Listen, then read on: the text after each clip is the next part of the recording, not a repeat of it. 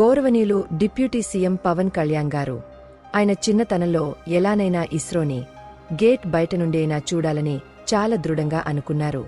కానీ ఇప్పుడాయన్ని ఇస్రో వారే చీఫ్ గెస్ట్గా పిలిచి ఆయన్ని సత్కరించి పంపించే స్థాయికి వెళ్లారు. బెంగాల్ టైగర్ నా మజాకా. And the one and only Royal Bengal Tiger, Sidhu Siddhartha Roy!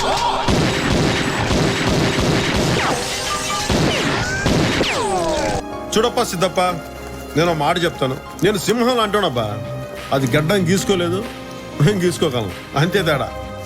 మిగతాదంతా సేమ్ టు సేమ్.